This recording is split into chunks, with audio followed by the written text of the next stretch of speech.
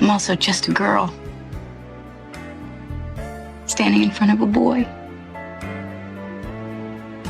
asking him to love her.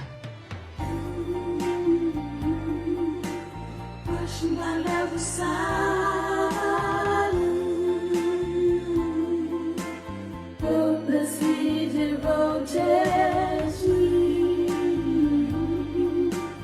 Hopelessly devoted to you.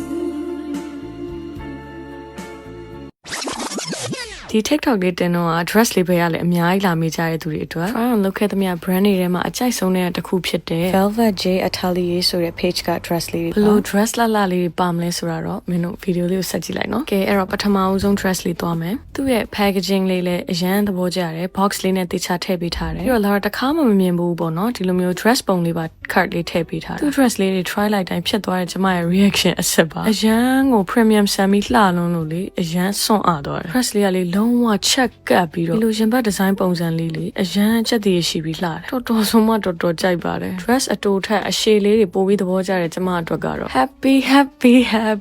လှလားမလှဘူးလားပြောကွာမှတော့အရန်ကြိုက်နေပြီဒီအဝါရောင် dress လေးရဲ့သူ့ရဲ့အဲ့ fabric pattern လေးကလည်းအရန်လှတယ် design လေးတွေကလည်းလေအပြင်မှာရှာရခတ်တဲ့ exclusive ဖြစ်တဲ့ unique design တွေလို့ထင်တယ် fabric ပေါ်မှာ printing လုပ်ပြီးတော့ဖန်တီးထားတာလေးပေါ့နော် okay first outfit 10 out of 10 second dress လေးသွားကြမယ်ကဲဒါလေးကတော့လူတိုင်းမြင်မှုပြီးသား hopelessly devoted နဲ့ feel နေတဲ့ dress လေးပေါ့နော်ဒီ dress လေးတွေဝတ်ထားတာလေချက်ကက်လေးဖြစ်တာလည်းမပြောနဲ့နောက်က corset လို့ကြိုးလေးတွေနဲ့ဆိုတော့လေတယောက်တည်းဝင်ရင်နည်းနည်းလေးတော့အချိန်ယူရပါတယ်လှလိုက်တာခန္ဓာကိုယ်လေးမှာလုံးဝချက်ကပ်ပြီးတော့လေ quality လေးကတော်တော်ကောင်းတယ် design လေးရောချုပ်သားလေးရောဘာမှမပြောစရာမရှိတာကွယ်ပြင်မာဒီလို dress တွေဝယ်တာထက်50ရာခိုင်နှုန်းလောက်တက်တာတဲ့ဈေးနဲ့ Velvet J Atelier မှာရနိုင်တယ်ပေါ့နော်ပြီးတော့ dress လေးတွေအကုန်လုံးကရင်ဘတ်မှာ form လေးပါပြီးသားဆိုတော့ချိုးတလုံးလေးတွေအတွက် bra လဲစိတ်ပူစရာမလိုတော့ဘူးကဲနောက်ထပ် dress ဘယ်လိုလှလှလေးလာအောင်မလဲသူကတော့အရှိအတူအနောက်ကအရှိပုံစံလေးလဲဝေးရတာနည်းနည်းခက်ခဲမှုရှိတယ်အပေါ်ပိုင်းက corset လိုလေးနဲ့အောက်က dress အကားပုံစံလေးပေါ့နော်သူကတော့လက်အဖောင်းလေးနဲ့ပါ floral pattern မဟုတ်ဘဲနဲ့သူလည်းတစ်မျိုးလေးချစ်စရာကောင်းတယ်ဟိုက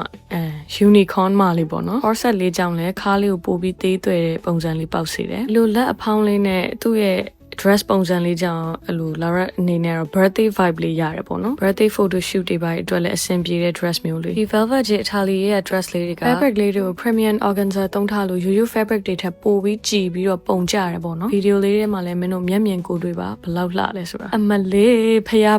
Mother Mary Jesus Christ oh my god dress တွေကိုလေဒီလို level ပုံစံဆိုကျမအသေးကြိုက်တာအရန် excuse me miss where's your waist ထုံးဝခန္ဓာကိုယ်လေးကိုချက်ကပ်ပြီးမိမသားဆန်နေမှုယူကြည့်ကြပါဦးဟဲ့ princess လေးလို့ခံစားလိုက်ရတဲ့အရန်သဘောကျရတယ်ဒီလားတကယ်10 out of 10မှာအဲ့လိုလာနှင်းစီပန်း pattern လေးလည်းသဘောကျရဲဆိုတော့လေသူရဲ့ဒီ dress color လေးရော pattern လေးရောအရန်ကို decent ဖြစ်ပြီးဘူဆန်တယ်လို့မြင်တယ်ဒီ Velvet J Atelier ဆိုတဲ့ brand လေးကအလုံးသိပြီးသားဖြစ်တဲ့ Velvet J ဆိုတဲ့ brand လေးကခွဲထုတ်လိုက်တဲ့ page အသစ်လေးပါအဲ့တော့အပေါ်မှာလည်း mention ပေးထားပါမယ်ရှင်ကဲကျမတို့နောက်ဆုံးတစ်ထည်လေးတော့ရောက်လာပြီဒီ dress လေးကိုကျမနောက်ဆုံးမှဝေးရတဲ့ရည်ရွယ်ချက်ရှိတယ်သူ့ရဲ့အဲ့ level နားမှာ twist လုပ်ထားတာလေအဲ့လိုရင်ဘတ် design မျိုးကျမသိကြိုက်တာငယ်တော့အိမ်ကအဖွား short ဆိုအဲ့လိုမျိုးလေးဝတ်ခဲ့တာပေါ့နော် dress လေးကပုံလေးကျပြီးတော့ fabric လေးကလည်းအရန်လှတယ်အဲ့လို dress အကားလေးတွေဝတ်လို့ရှင် ball dance တွေကကြတယ်တော်တော်ချစ်စရာကောင်းတဲ့ dress လေးပါဟိုမှဆိုရင် Lara ဒီလို floral dress လေးမကြိုက်တဲ့သူတောင်မှအရန်ဆိုမှအရန်သဘောကျနေတာ Velvet J Atelier ကနေမင်းတို့ dress လေးတစ်ထည်တော့ဝယ်ပြစ်အောင်ဝယ်လိုက်ကွာလုံးဝနောင်တမရစေအောင်